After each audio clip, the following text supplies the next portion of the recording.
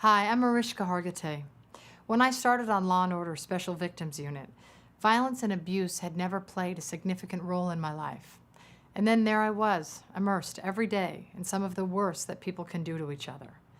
But it wasn't just the scripts that pressed the tragedy of these acts into my consciousness. It was also the horrifying statistics and the letters and emails I began receiving from victims of abuse sharing their own personal stories.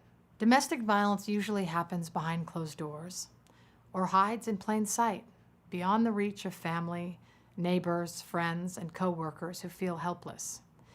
In the true story that you're about to see, a dedicated police detective and her colleagues reassemble all the disparate clues that might have, but failed, to come together to prevent this heart-wrenching tragedy.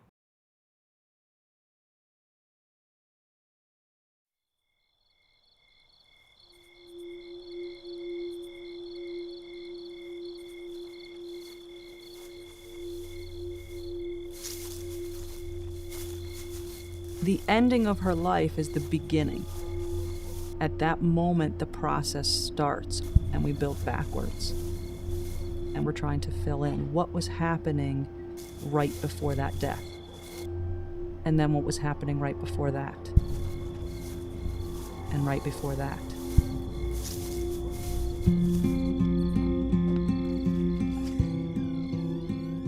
He seemed like a nice guy. But, I didn't know, he was an alcoholic, and I didn't know that he was going to be abusive, and so.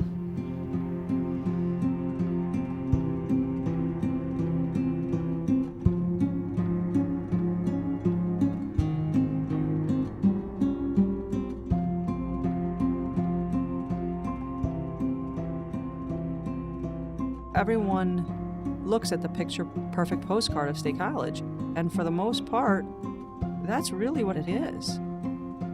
Central Pennsylvania is a very rural area, and then in the middle of this is this community that popped up around Penn State University. It's not a high crime area. I mean, you can walk to the grocery store at night if you wanted to. Because it's this idyllic community, they refer to it as the Happy Valley. Everybody's here happy. Nothing ever goes wrong in Happy Valley. But underneath of that, there is crime occurring, and there's violent crime occurring. And unfortunately, a lot of that crime is within households. In the last 2 years, my unit has handled over 500 cases of domestic violence. And for a couple of years, all of our homicides in Sandra County were domestic violence related, meaning that if you were not in a domestic violence relationship, pretty safe area. But if you can't be safe in your own home, does it matter if your community is safe?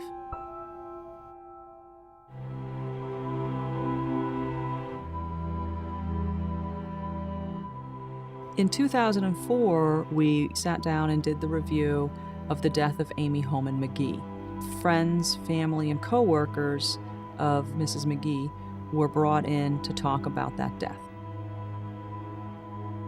One person's talking about an incident that happened in '99, one person's talking about an incident that happened in 2000, another participant's talking about something that happened years before that. How could all of these things have been going on and she still died? And the only way I could get my brain around it was to try to sit down, lay it all out, and walk through the process of Amy's life. I tried to just dive into it and make it make sense to myself. And once it made sense to myself, it came together in this very streaming narrative of Amy's life. And this was making so much more sense when we walked through what Amy was experiencing in the manner she was experiencing it, so that we could see the times when maybe something could have been different. And we said, people have to hear this.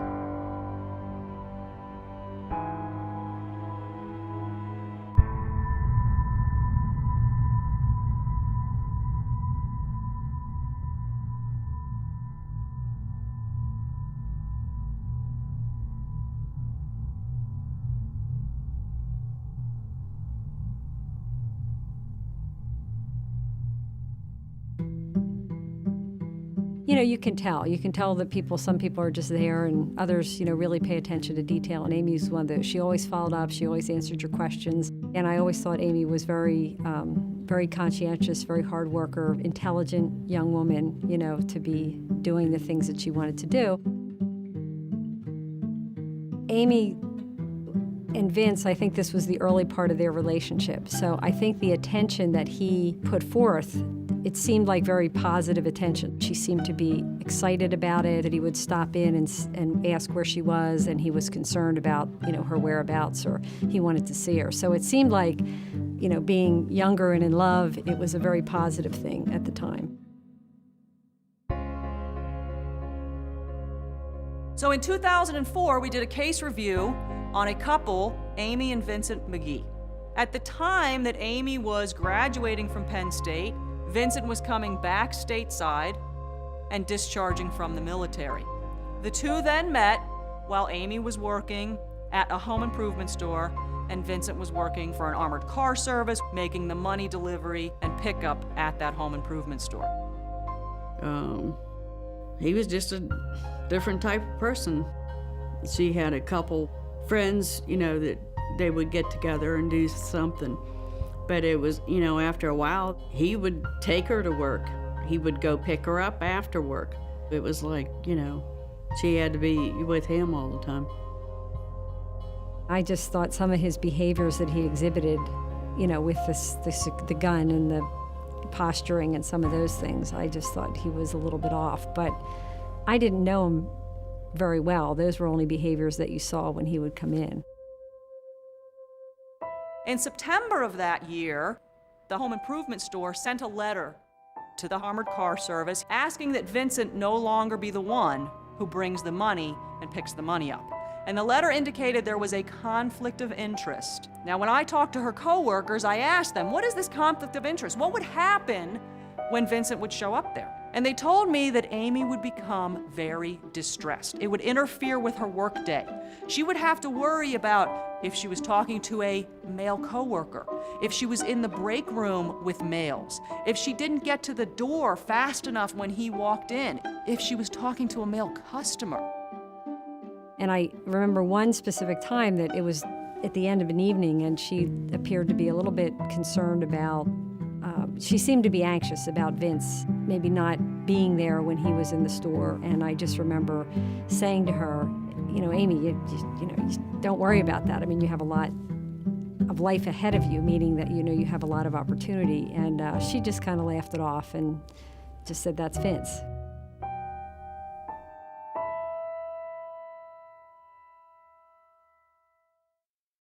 I didn't know that Amy Homan was Amy McGee. And a matter of fact, she had grown, so last I saw her was years before, but when she showed up with her father, of course, it all clicked into place for me that night. In December of 1998, she needs help.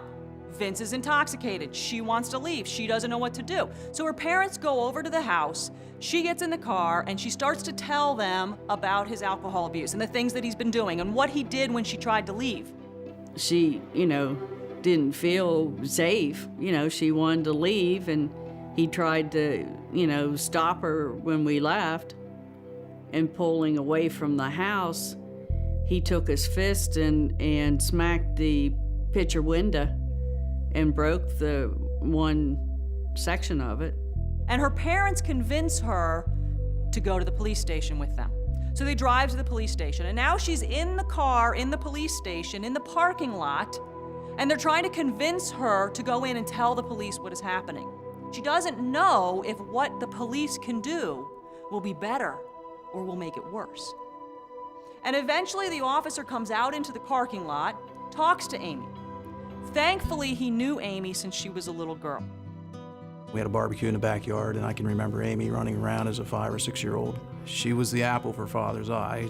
Being an only child, he loved her dearly, and it showed because she'd be running around and he'd be let her go for a little bit, and then he'd say, tell her to calm down or to, knock it off, and then he'd look at me and he'd smirk, just because they're so full of energy. But initially, I'm not sure that Amy even wanted to come to the police.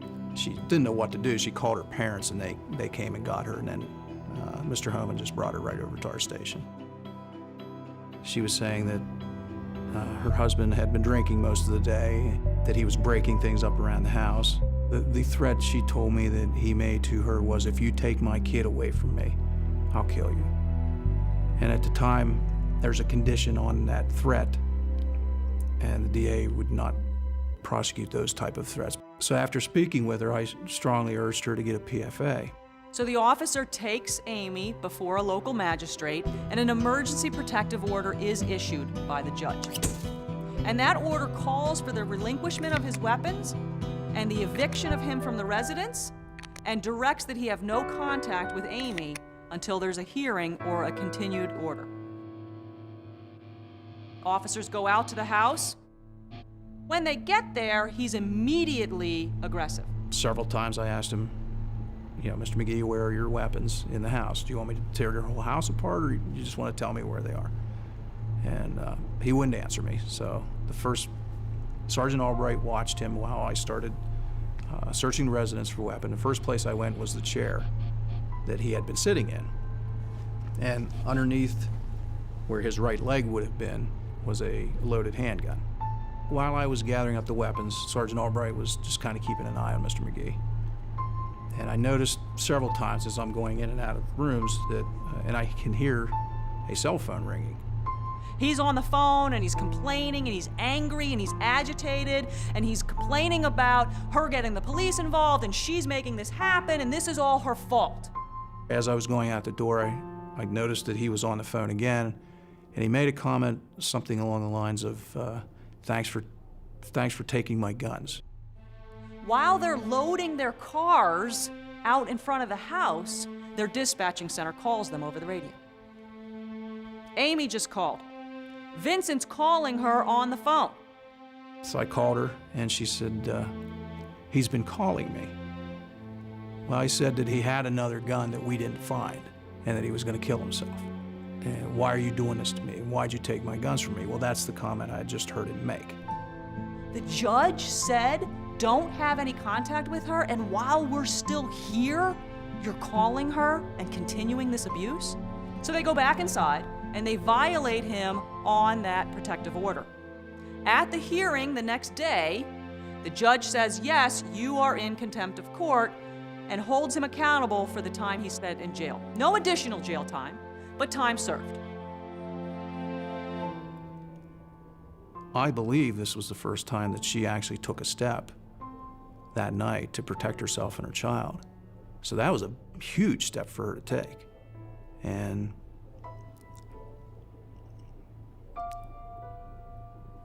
I'm sure it was very difficult for her. Because it had happened over a weekend, the emergency protection that Amy had was expiring that Monday, the 21st of December. Amy needed to go and ask for additional protection if she wanted that protection to continue, and she did. So on December 21st, she went and she outlined the history of what had been happening. And when she outlined that history, she went back for 9 months. She recounted him pulling the baby out of her arms, him choking her, him breaking things in the house, threatening to burn the house down, threatening to kill her. The person filing the PFA, and a lot of times it's because of the way they've been treated, think it's their fault and it's their failure. There are people that finally file the PFA, and when you look at the background of this, you're sitting there thinking, why didn't they file this thing 2 years ago? So even though we know now what had been happening, quite often we don't know it at the time. There's more occurring in these cases than we're ever aware of. She never talked about being abused or anything like that. We never learned until it, came out from co-workers and that she was in a abusive setting. There was time that she had some black and blue marks on her arms, but she told us that that was because she went to the storage where they had stuff stored, was looking for something, and boxes fell on her.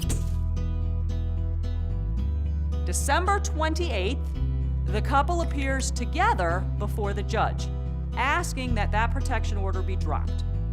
Now imagine this relationship where there's this escalation and these put downs and these insults and these threats. I'm gonna burn the house down, I'm gonna kill you, I'm choking you, I'm physically violent with you, I'm breaking things in your house.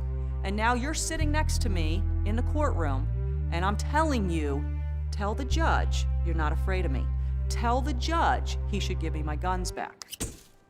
So Amy's stuck. So Amy tells the judge she's not afraid, tells the judge to give him his guns back, and the judge does. Now, Amy doesn't understand all of the nuances of the legal system. She doesn't understand that the only reason the judge has the guns is because of the protective order. All she knows is that as she's sitting in that courtroom with her batterer right next to her, she is watching a judge give him those guns. Guns are never returned until somebody files a request to have the guns returned. And once I receive that request, I serve a copy on the district attorney and the victim, the other party, and they come in. But there's nothing under the law that really allows us to keep the guns once the PFA has expired or been withdrawn. You know, it's like when you talked to her and he wasn't around. It was like she was trying to get out of the situation. I think she knew that he would try to do something, but she wouldn't tell us that.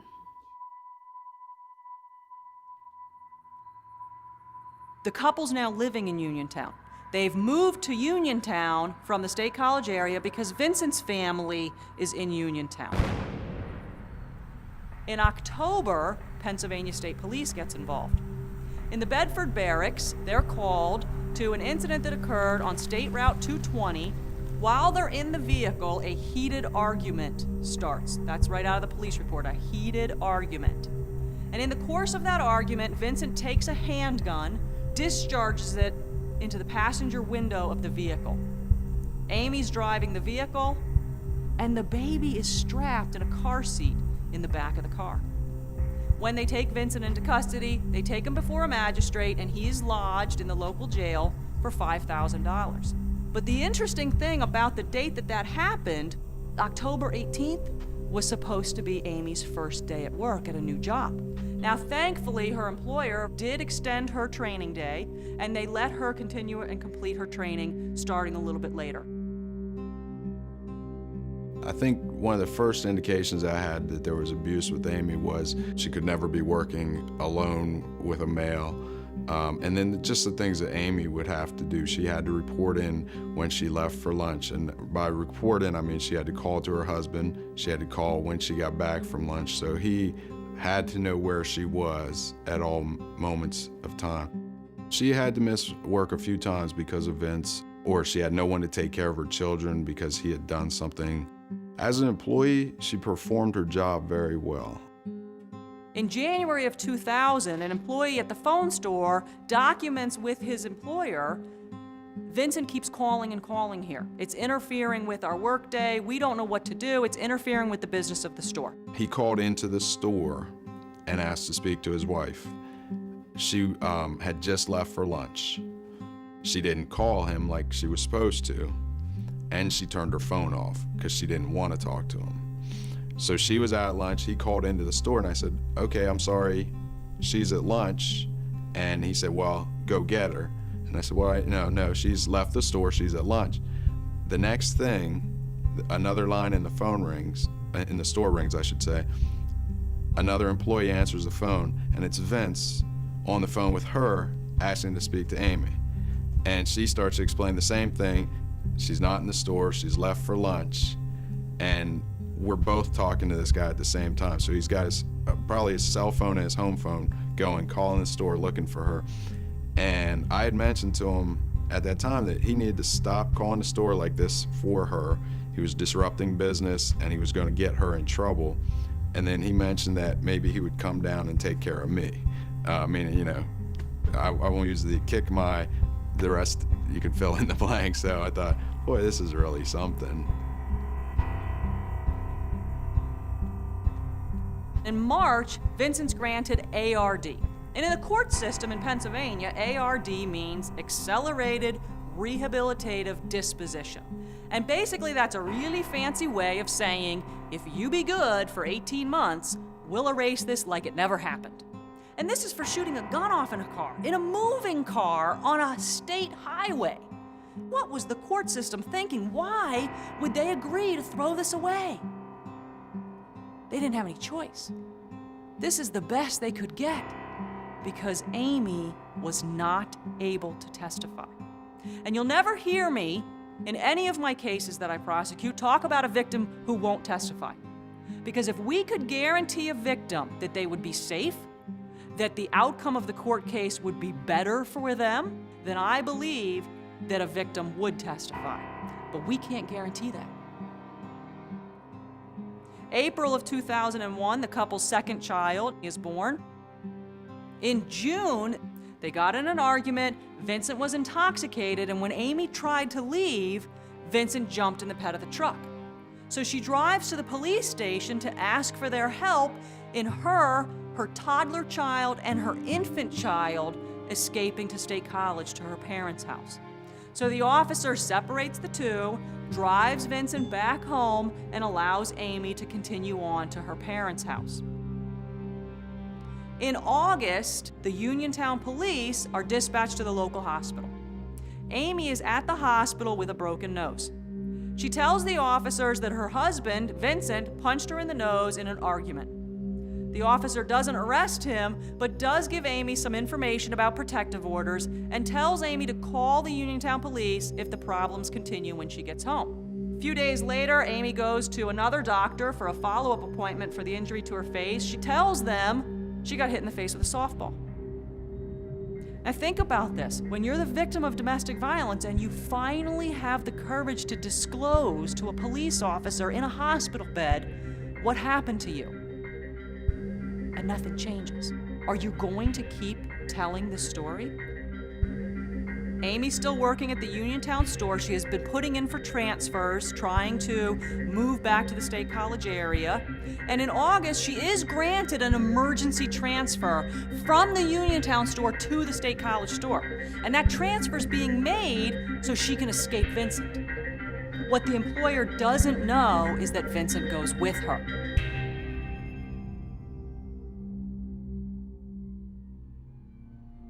You know, like when she came back to State College, she had told us it was her and the kids coming. And then, you know, she called us when she got here and we went up and he was there too. And I said, how come he's here? And he, you know, she said, well, he decided he wants to be a family. When I first met her, Amy came to the store, her first day of work. She had a black and blue eye. She had claimed that she had been hit by a softball, but her work ethic and everything was really good. It was really good, so she kind of fit in with us right off the bat. I was hired as a customer service rep, and she was the one that trained me in my position, and I got to know her really well. When she first started there, when she thought we didn't know, it was like, oh yeah, Vince is a good man, oh yeah, you know, this kind of thing, but you do that. And when she transitions into that new store, her co-workers are now helping her transition by posting fake schedules for Vincent so that he doesn't know that she's working late with males or that she's closing the store with a male or she's on a shift with a male, which tells us something. If you need to post a work schedule for someone on site, that means he's coming there. The first time that I think I realized that there were some situations going on with Amy and her husband was when she made a phone call from the store and she started yelling her husband's name on the phone. And after she got off the phone, she said that her husband had passed out on the floor and that he was supposed to be babysitting the boys. And the one little boy answered the telephone, and she had him take the phone over to his dad, and she kept trying to get him awake. and she left the store a little bit after that to go home and get the boys and take them to her mom's. You can't force a person that's being abused to come forward. One, because they're scared. Two, because they have no self-esteem. And three, they don't know if other people are going to believe what they're saying. So I had told her my story. And I had told her that I actually had just left in April of that year my husband of 21 years of domestic violence. It was funny. I guess I wanted Amy, when I learned about her, I wanted her to experience the happiness that I felt, believe it or not, the morning that I left. The one time that really stuck out in my mind was the time that she came in and she had bruises across both of her arms. And she said that she was pulling something off the top of a shelf in the closet and it fell down and hit her. And later she admitted that he had hit her with a baseball bat. And it did kind of affect not her, the way she worked when she was at work, but like she would be late, or she would have to leave, or she would call off, or, you know, you could just kind of see the signs without her actually coming out and saying, you know, that this was going on. I mean, she did talk about Vince's drinking, but she always denied the abuse, you know, the physical part of it and everything. Until one day that she finally had told us that she was not hit by a softball, that Vince had done it. And I think maybe that was a turning point for Amy. In September 1st of 2001, Amy's father, Garth Holman, calls the State College Police. And he calls the State College Police because he needs help with his drunk son-in-law. And he tells the police, he's drunk, I want him out of here, I want him out of this house, I own this house and I don't want him here anymore. Well, the couple has lived there together for 3 weeks. This is Vincent's home. We can't kick Vincent out of his home because he's drunk. So we assist Amy in leaving with Garth, with the 2 children, and going over to her mom and dad's house. So at that incident on the 1st of September, when we were out there and he was intoxicated, he relinquished 1 handgun to State College Police for safekeeping due to his intoxication. Remember, he's been on probation since he shot that gun off in the car.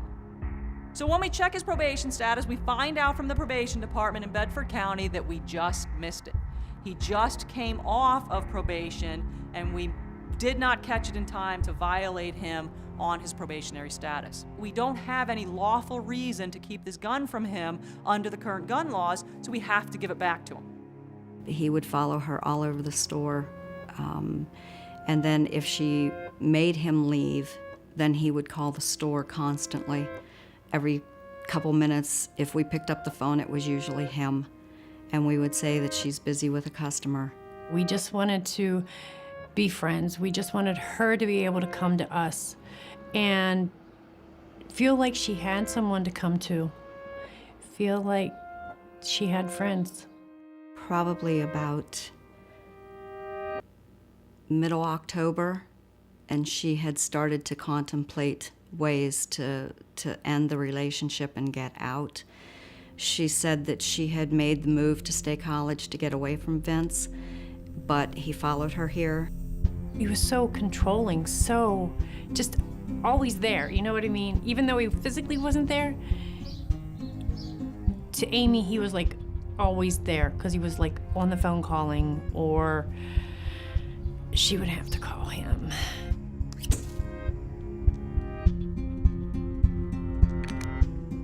October 16th of 2001, Amy sends an email to her employer pleading to get transferred back to the Uniontown store. Now remember, she just came to State College in August, and now in October she's asking to go back. And the email sounds very distraught and it's stressed, and there's a tone of desperation in this email. And she's describing her dad and Vincent getting into it again. and saying that she's stuck in the middle, and she's thinking that if she can get back to Uniontown, maybe Vincent will calm back down. The employer gets back to her on October 21st and says, "I'm sorry, we cannot transfer you back to Uniontown until the State College store is up to full staff."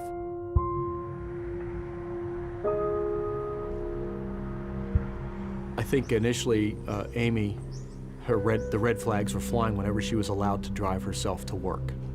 This was something that did not happen. And that particular day, he allowed her to drive the truck to work alone. And that moves us to November 8th of 2001. Amy got up that day thinking it was like every other day.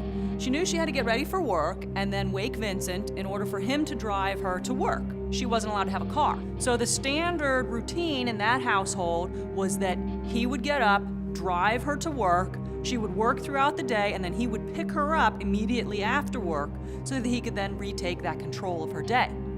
So on this day, November 8th, she woke up, got ready for work, went to wake Vincent. And she says to Vincent, "It's time to get up, I have to go to work." And he says, "No, I'm not driving you. I have to go to work. I can't keep missing work. Every time I miss work, I'm getting in more and more trouble. I'm gonna lose my job. You take the truck then." Take the truck? This was unheard of. Why would he let her take the truck? So she gets in the truck and she drives to work. And she gets herself frantic, worrying about what's happening there at the house. What's going on with her children? Why was she allowed to take the truck to work today? We were busy. We were short-staffed at the store. Amy was kind of quiet that morning. She wasn't as jovial as what she usually is.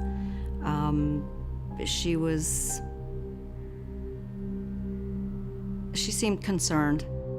So as she gets herself more and more anxious, knowing that something is up with Vincent, she goes ahead and calls her mom. About 10:30 that day, she calls her mother, and she says to her mother, "I know I'm calling you again. I'm sorry that I'm calling you again. But something's going on with Vincent. I don't know why he let me take the truck to work today. I'm at work right now. He's not answering the phone. I don't know what's going on with the babies. Can you please go check on them?" Well, even her mom recognized this as something different. So her mom's concern was also piqued.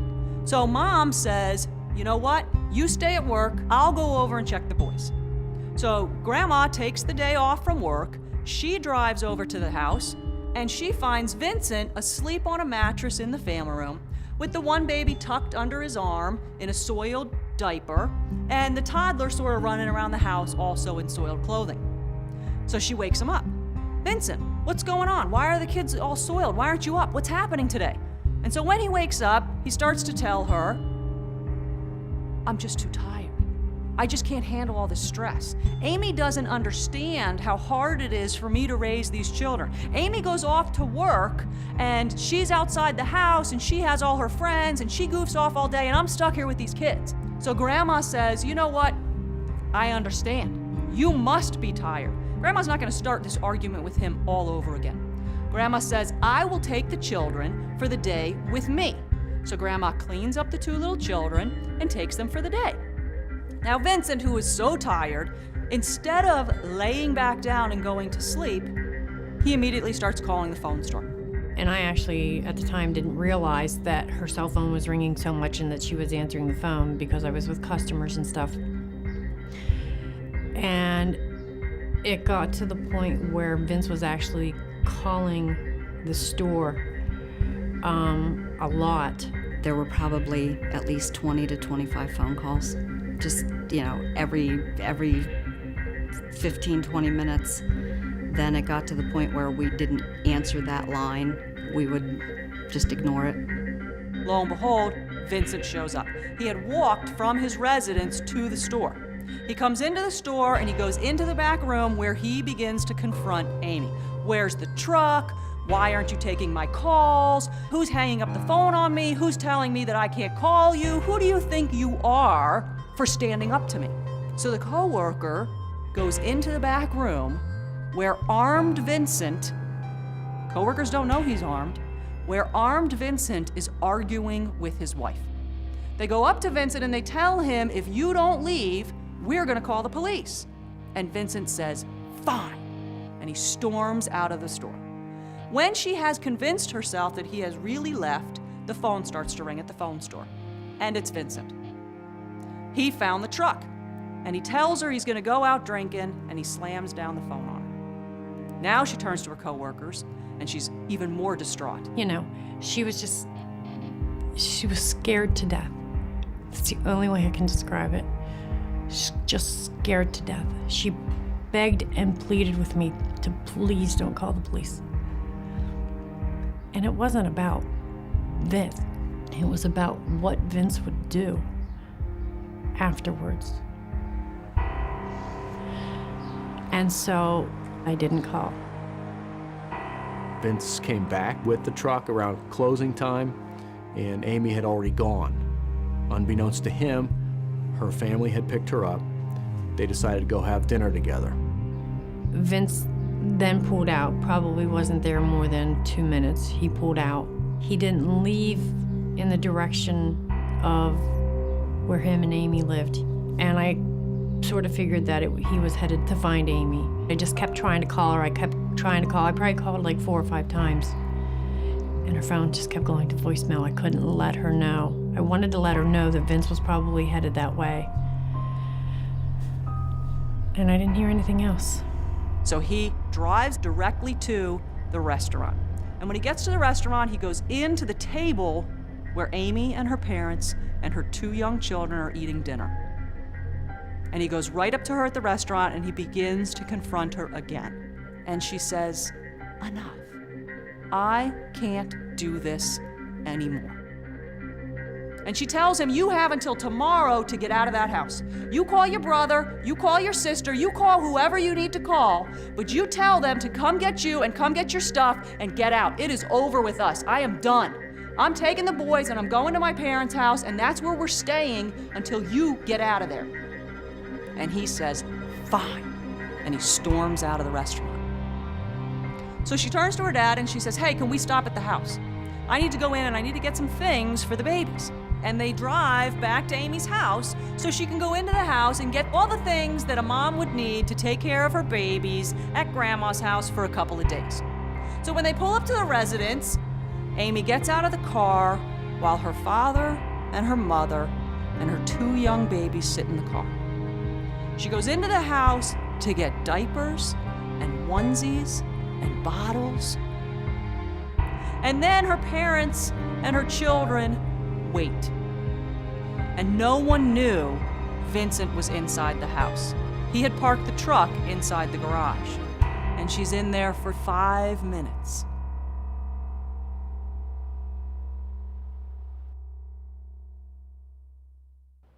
And then Vincent comes out. And when Vincent comes out, he says, "Someone call 911. I just shot Amy." And he shot her in the top of the head at point blank range, and he killed her instantly.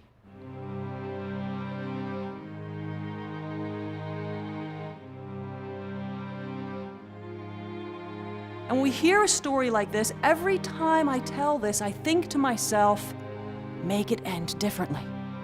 Make it end with a happy ending. And I can't, because this really happened in the life of Amy Holman McGee. And so we have to ask ourselves, what can we do as a community to change the ending for another victim?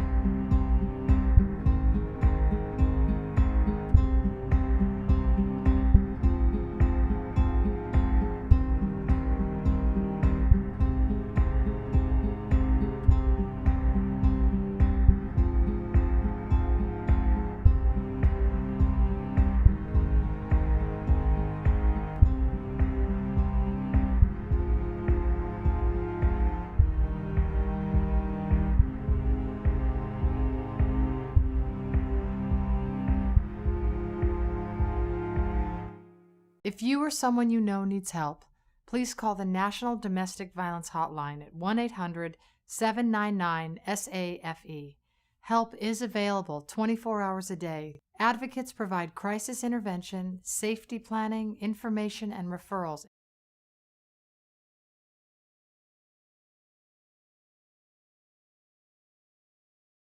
Share this film, discuss it with others, and please visit telling.psu.edu to start the conversation in your community.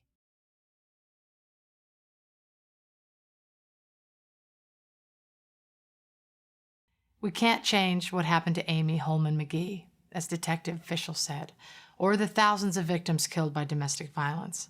But we are not powerless to prevent this from happening to our friends, our neighbors, our sisters, mothers, loved ones, and to ourselves. I am joined by Cheryl Cates of the National Domestic Violence Hotline and a leading expert on the issue of domestic violence. Welcome, Cheryl. Thank you, Mariska. Wow. When you see that video, it's just Amy's story is so heart-wrenching.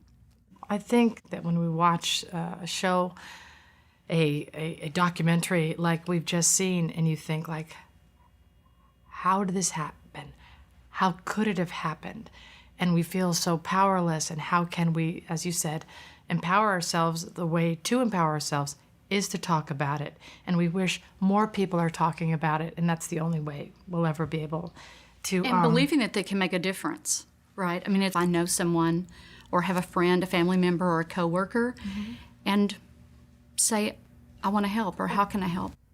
I remember when I was first doing my research for SVU, and I went through some crisis training, and I learned the statistics, and I was just dumbfounded. If people knew them, then everyone would be talking about it, because it's true that it affects all of us. So can you talk a little bit about that? Absolutely. I mean, we know that 1 in 4 women 1 in 4. will... Yes. Which means that if you're at lunch with 4 girlfriends, Yes. 1 in 4, or you're at a baby shower and you look around the room at 20 women and you say, if that statistic is the truth in this room, what does that mean? And I looked at, in my own family where we have 4 girls, and one of my sisters has been abused. And I think that that statistic comes alive at that moment. It's not just someone else. It's my family, it's your family. Domestic violence can happen to anyone, any race, any age, sexual orientation, religion, gender. It also can happen across all socioeconomic backgrounds and education levels. There's often a question about men. Are men abused as well? And yes, they are. But the vast majority, 85%, are females. What is the impact of a child growing up in a violent household? When they're exposed to violence in the home, I think children, it has a profound impact on them. And we know that, there's 3.3 million children who are affected by domestic violence. So before we get into those statistics, may I ask you, just for clarity, what is exactly domestic violence? Can you tell us, really define it for us about what it is? Well, it's a pattern of behavior where someone uses power and control in any relationship and against their intimate partner. It's physical, it's emotional, it's sexual, it's psychological, it's economic. It may be where someone actually threatens and terrorizes another person. And creating... I just want to stop you for 1 second, because I think that's something that people need to hear. If somebody threatens you or intimidates you or uses a weapon or touches you in an unsafe way, that is abuse. Right. That is not normal behavior. And if somebody is treating you like that, even though you're used to it, it's not okay. Right. And it's not normal, and it needs to change. And we urge you to tell someone. And we do want them to tell someone. I mean, if they can, there are shelters all across this country, and they do such wonderful work. And they're here 24/7. They are here to do counseling and legal services and create an environment for their lives to change, for hope to happen. And they do an amazing amount of advocacy on behalf of the victim and make sure that they're safe. Well, another thing that I hear over and over from survivors of abuse, domestic violence, the fact is they feel alone because of the shame and the guilt. And they need to know they're not alone. They're not alone. They're not alone. And the 1 in 4 statistic proves that. Right. And I think one of the things that we again tell them is that reaching out to someone for help is critical. We know that oftentimes it takes a tremendous amount of courage. It takes a tremendous amount of courage to reach out and make that first phone call.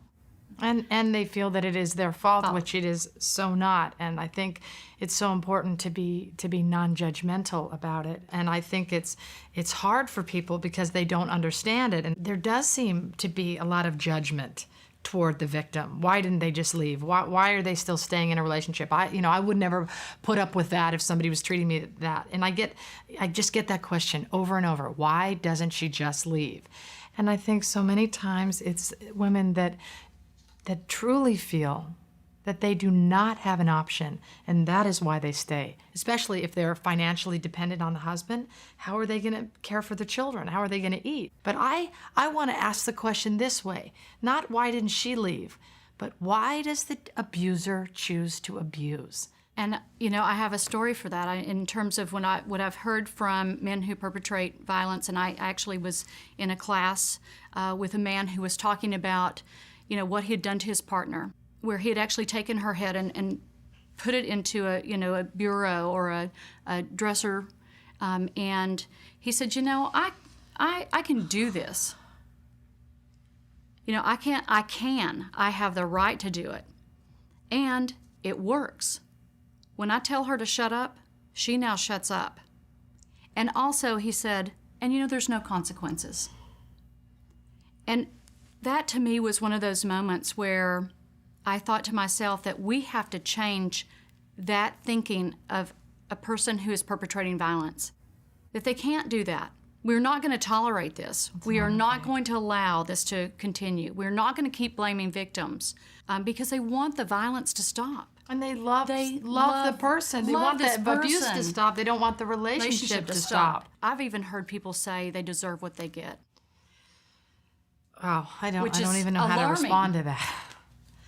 So that's something I wanted them to say is that, we as community members can step in and make a difference. Mm-hmm. And even if they don't leave, let's try to reserve our judgment so that we can respect their decisions and the timing that they have because they know more than we will ever know. It's not an easy answer, but there is, I think, an answer for communities to be more involved, get more educated, be a listening ear. Think about ways that you could have made a difference in Amy's story. It's simple.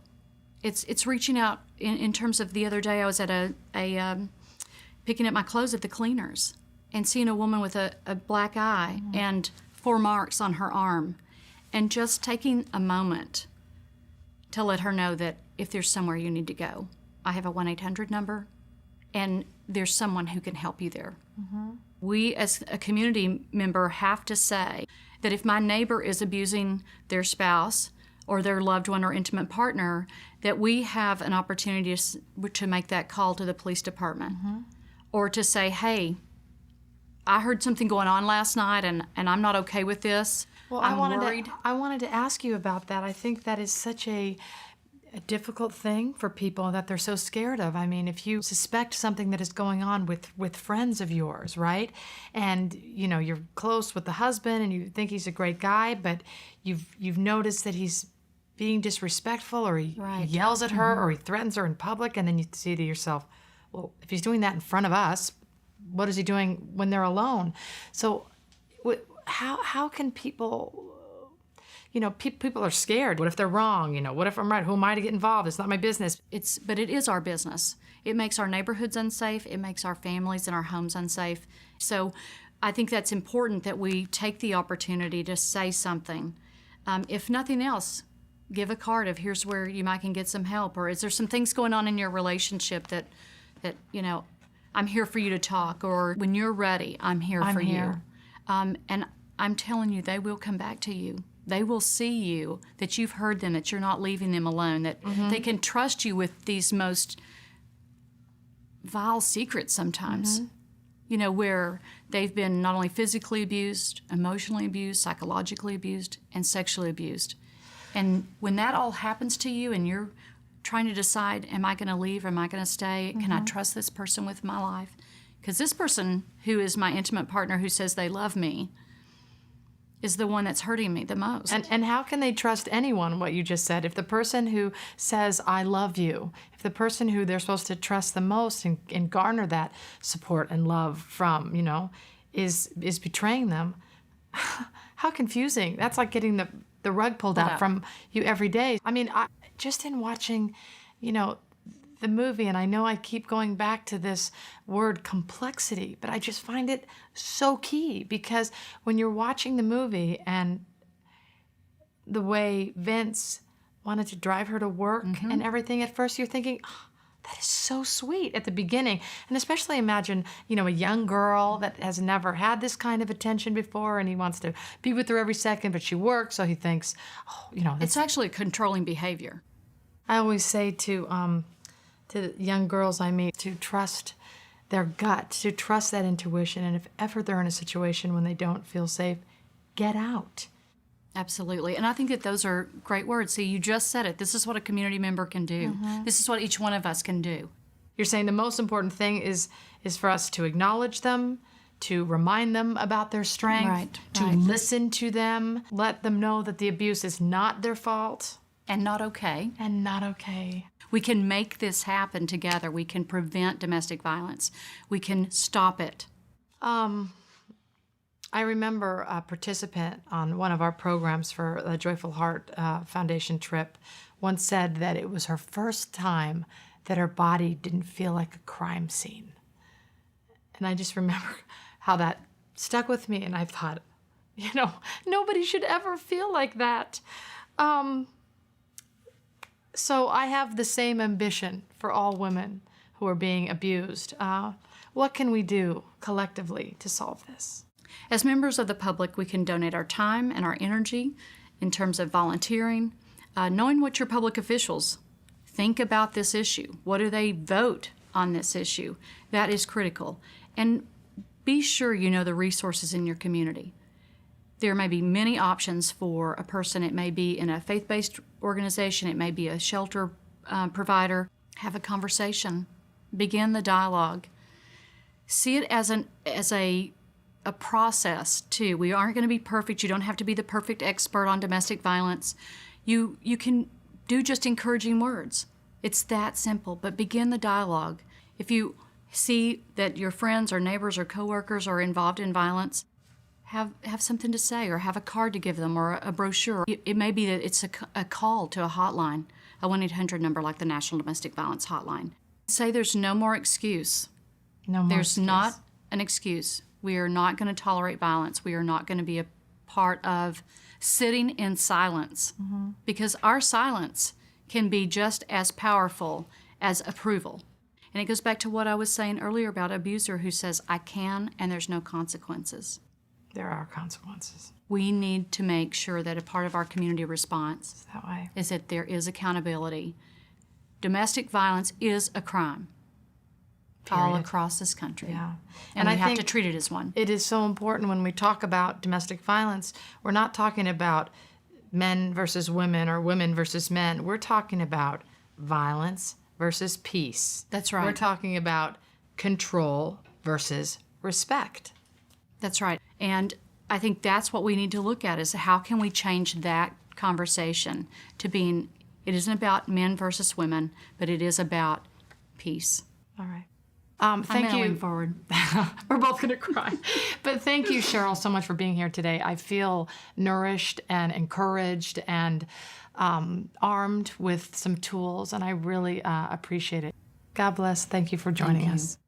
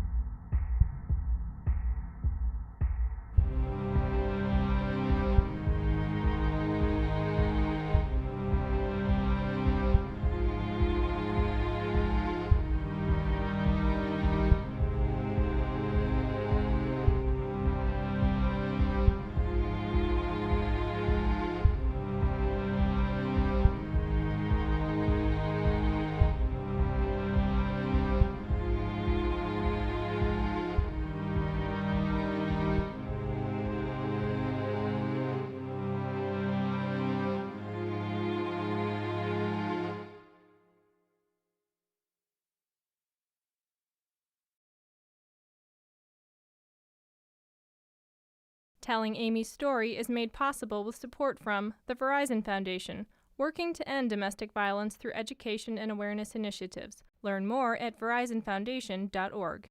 And Verizon Wireless Hopeline program collects wireless phones and turns them into support for victims of domestic violence.